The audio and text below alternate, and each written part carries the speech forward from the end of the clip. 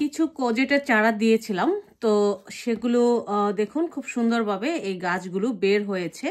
তো এটা হচ্ছে আমরা যে সুপার স্টোর থেকে আঙ্গুর ফল কিনে খাই, তো সেই আঙ্গুর ফলের বক্স, সেটা আমি ফেলিনি। আমি যেটা করেছি, এটার মধ্যে আমি কিছু কোজেটের বীজ রোপণ করেছিলাম। তো এই যে দেখুন এখানে লিখে রেখেছি যে ফেব্রুয়ারির 23 তারিখে আমি এই কোজেটের চারাগুলো দিয়েছিলাম। আর আজকে হচ্ছে মার্চের 1 তারিখ। তো এই 7 দিনের মধ্যেই খুব সুন্দর দেখুন আপনারা এই চারাগুলো বের হয়ে গেছে, খুব সুন্দর করে বের হয়েছে। আরো বের হচ্ছে আমি দেখতে পাচ্ছি, এই যে এখানে আরো বের হবে। তো অনেকগুলো চারা দিয়েছিলাম, এর মধ্যে থেকে মনে হচ্ছে সবই ওঠা শুরু করে দিয়েছে। তো এখন আমি যেটা করব, এই কোজেটের চারাটা মানে বক্সটা যে এটা আমি রাখবো আমার উইন্ডোতে।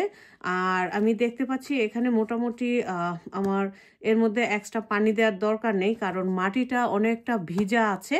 তো এখন যেটা করতে হবে, এটা আমি উইন্ডোতে রেখে দেব, এবং উইন্ডোতে রাখার পর যখন কিনা আপনার ইসে হবে, এগুলো কিছুটা বড় হবে, এই যে দুইটা পাতা, এটা থেকে একটা ট্রু লিভস বের হবে, তখন আমি হয়তো অন্য পটে ট্রান্সপ্লান্ট করে দেব।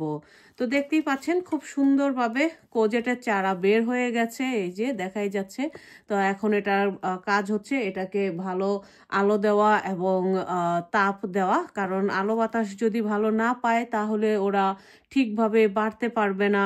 তারপরে যে একটা ব্যাপার খেয়াল করে দেখবেন, যেহেতু এটা আমার অন্ধকার জায়গায় ছিল, হিটারের উপরে ছিল, অন্ধকার জায়গায় ছিল, তো এই যে দেখুন হলুদ পাতাগুলো, এই যে এখানে 2টা করে যে পাতা, সেগুলো হচ্ছে হলুদ রঙের। তার মানে বোঝা যাচ্ছে আপনার পর্যাপ্ত পরিমাণে আলো না পাওয়ার জন্য, বা পর্যাপ্ত পরিমাণে আপনার ওদের যে খাবারটা প্রাথমিক অবস্থায় সেটা না পাওয়ার জন্য ওরা, এই যে দেখুন এখানে ইয়েলো রং ধারণ করেছে। তো এখন ইয়েলো রংটা যেন না থাকে, সেজন্য যেটা করতে হবে, এটাকে অতি সত্বর আমাকে এটা জানালায় রাখতে হবে, এটাকে ভালোভাবে আলো দেওয়ার ব্যবস্থা করে দিতে হবে।